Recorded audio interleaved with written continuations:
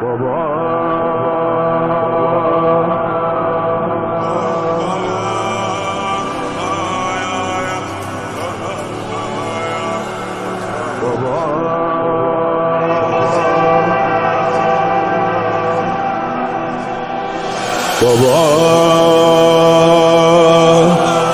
یه گوشه خواب بودم خیلی آروم، ولی پیچید تو گوشم صداشو نمی بردن اگه گوشواره هامون خودم می بخشیدم به دخترات. من بچه تو هم نمی بردن خودم هم بهش میدادم. گذشت و گم شدم توی بیابون، بچم گم شد آخه از غافله جا مونده بودم. یکی اومد برم گردون بابا، ولی کاشکی همون جا مونده بود. بابا بد اخلاقن چقدر مردای شامی، به جای قلب سنگ تو دلاشون،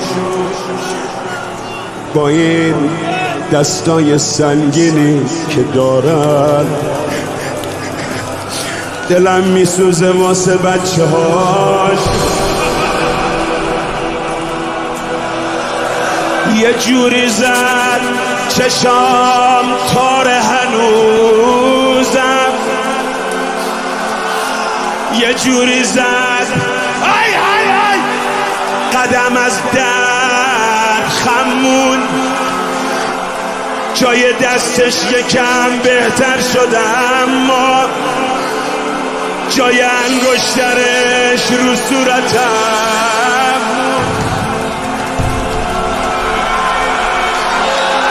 تو روی نیزه و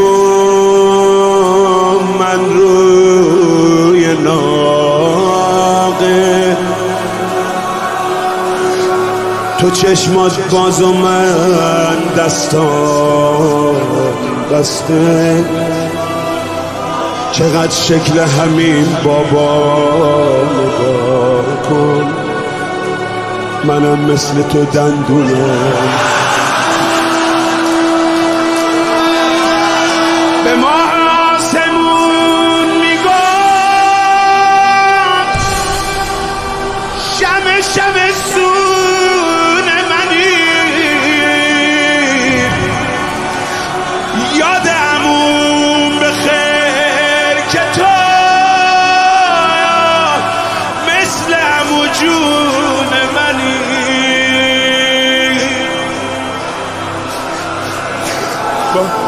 بابا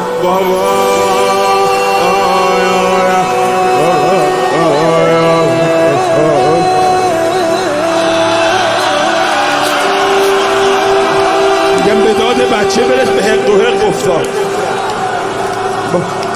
بابا منو ببر،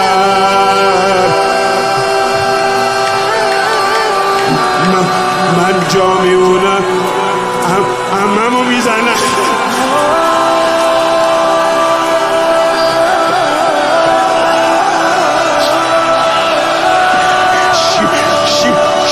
شیرین زبونی تموم شد. مال اون وقت بود که دندونام سالم بود.